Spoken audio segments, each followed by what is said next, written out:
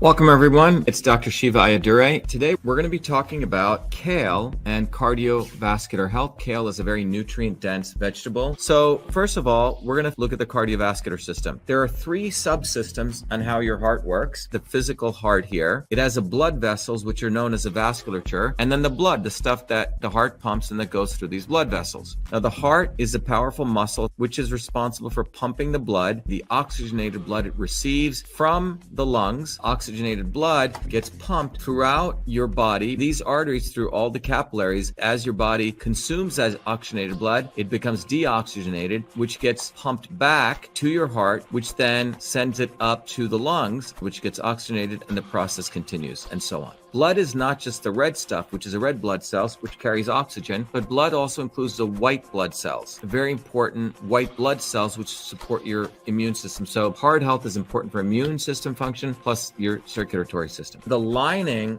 of the veins, the lining of the arteries, and the lining of the capillaries are made up of endothelial cells. You're going to realize how important endothelial function is for your existence and for heart health. So that is a vasculature that your cardiovascular system has. We wanted to now start looking at how kale affected the cardiovascular system. Now think about what we're saying, and we want to take a scientific systems approach. Well, there's a lot of science that's been done on kale. And so in order to do that, we use a very powerful technology that I created out of my work at MIT called Cytosolve, which allows us to integrate the current research. So we can analyze kale using Cytosolve and allows us to integrate the current research. So what is that current research? So if you were to look all over the world as of today, how much research has been done on kale? 23,647 articles done on kale. Quite amazing. In fact, there's been close to 400 clinical trials, and for 118 years, kale has been researched. Cytosolve allows us to take all of this research, identify the relevant articles relative to cardiovascular systems, identify the molecular pathways, and then figure out which of the components in kale, which we're going to share with you today, that kale is composed of different molecular compounds, affect the molecular pathways of cardiovascular system.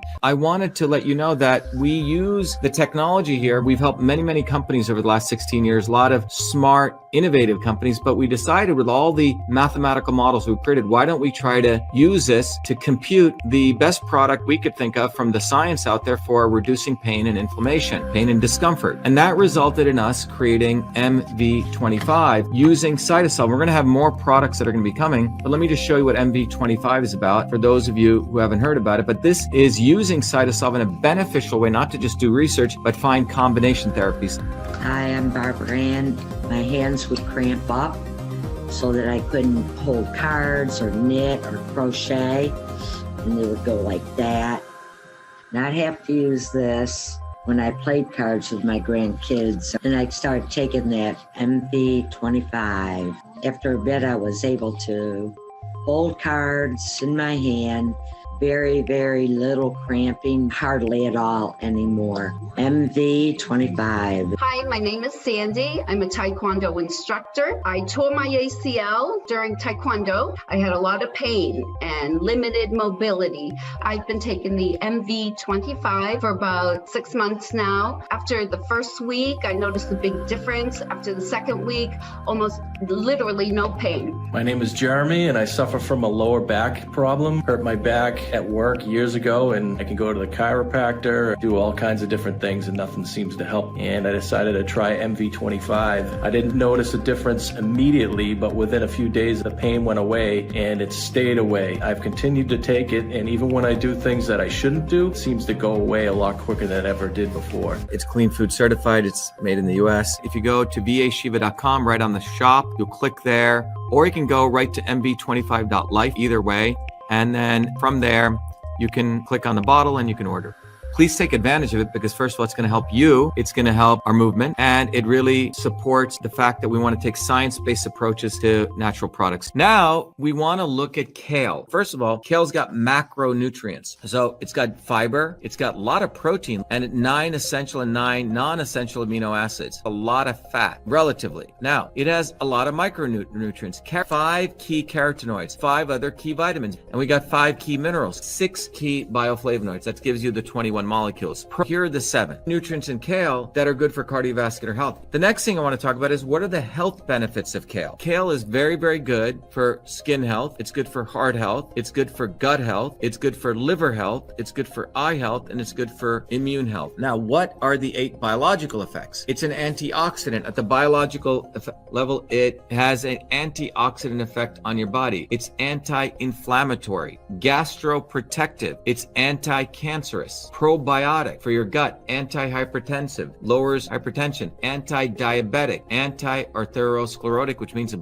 breaks up plaque. All right. So those are the 8 biological effects of kale. So as I mentioned, one of the key things here is endothelial function. So I want to talk about nitric oxide and heart health and why endothelial function matters. Nitric oxide is obviously a molecule, and it's a potent vasodilator. That means it opens up blood vessels, and it's key to maintaining blood pressure in your body. It's generated when eNOS, endothelial nitric oxide synthase, catalyzes L-arginine, which is an amino acid. So that's one endothelial cell right there. When blood flows over it, that's your shear stress. And here's a little structure on your endothelial cell. It looks like a Christmas tree. That's called the glycocalyx right here. And when blood flows over it, this structure shakes and it moves. And that, guess what, releases eNOS. That's this chemical. So the movement of blood moves the glycocalyx, and that is what releases eNOS. Very powerful. And there's all these chemical pathways. So the body is a very, very interesting machinery. How does kale affect the cardiovascular system? And in order to understand this, we're going to look at 3 molecular systems. So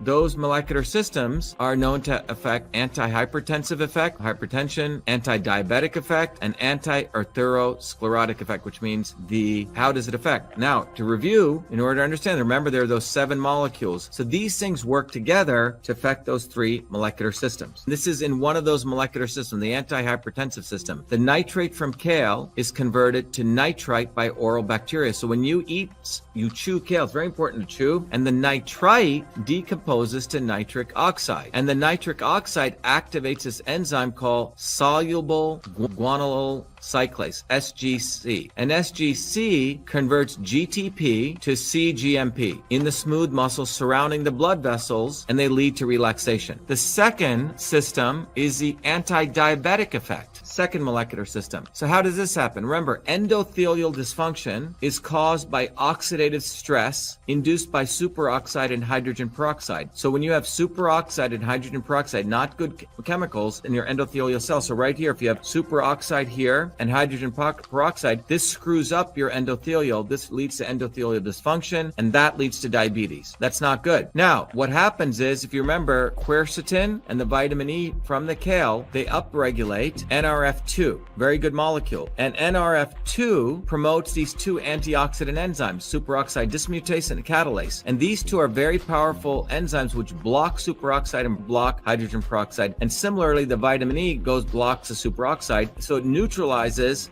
these 2 not so good, right? Superoxide, hydrogen peroxide, ROS, reactive oxygen species. So it promotes the anti-diabetic effect because you dissuade endothelial dysfunction. And finally, the third molecular system is anti-arteriosclerotic effect, which means the formation of plaque. LDL, which is the bad cholesterol, low density lipoprotein, that gets typically oxidized to OXLDL due to oxidative stress, which comes from superoxide. And this leads to arterial plaque formation. You don't want this. So guess what happens? To intervene in this molecular system, the lutein, the zeaxanthin, the vitamin C, the vitamin E, and the quercetin, all of these very important players come in and they block the superoxide. So the LDL doesn't get converted to OXLDL, so you don't get the plaque formation. There you go. Is kale right for you? What you see here is kale increases the forces of transport. It stabilizes the forces of conversion, which is also known as pitta in the Indian system, or kapha, a storage. But it will increase transport, like bowel movement,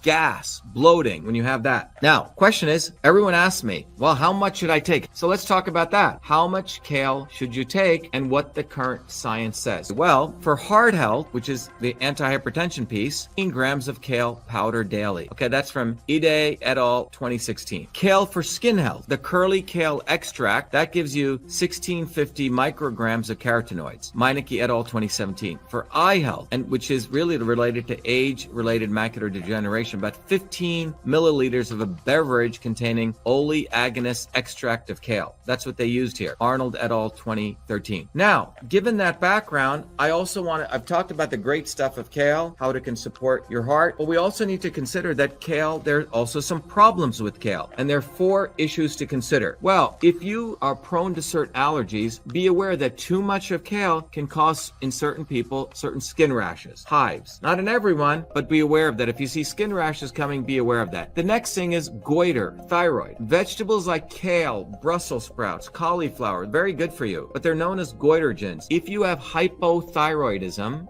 where your thyroid's already sort of working slow, and you eat lots of kale, too much kale, it's going to affect hypothyroidism. By the way, one way you can do that is there are seaweed, sea vegetables, support your hypothyroidism, and I could do a whole video on that. So that's a second issue that you need to be aware of. Kidney stones and oxalates. What are oxalates? The green vegetables like spinach, I have to be very careful because not with oxalates, but spinach has something called solanine. I'll get inflammation. My body type. Oxalic acid gets produced from these things called oxalates. And if you are prone to kidney stones, be careful with eating too many green vegetables. I'm not saying don't eat greens, but be aware. That's another issue. And the third is digestive bloating. If you're already prone to get bloating, some people go on these raw food diets and they eat too much kale and they get bloating, and then it's hard to frankly metabolize food and people actually put on weight. So we have to be aware there are problems with kale, and these are the 4 issues that you should consider. Is all kale good? And the real question comes down to organic versus conventional. Organic kale is preferred over conventionally grown kale. Now, conventionally grown kale may contain over 18 different pesticides that are linked to lung, liver, kidney, thyroid toxicity, and are carcinogenic. And we know that organic farming produces healthier produce free of these pesticides. So if you're going to choose kale and you have the ability, please get the organic versus conventional, or explore what you need to do to really clean that kale up. There's many, many different things. I'll do a video on that if you want. So again, when it comes to all kale is good, my position is no. If I were you, I would get organic kale. So finally, I also want to let you know that it is our movement, and Cytosolve was very instrumental in creating a clean, certified, and certified raw labels. And you'll see these on products if you go online. And this is why, and the certified clean label means the products are safe. They means that farm to table, how were they processed, minimally processed, and bioavailability of nutrients. So the clean and raw certified are even a much higher standard than organic, because it's not just about organic, it's a number of constitutive things. So keep an eye on that. Hi everyone, this is Dr. Shiva Ayyadurai. Before we continue with this, I want to just remind everyone that because of the massive censorship and shadow banning that still continues on social media platforms, I'd like you to click the link to continue watching this on our own platform at vashiva.com.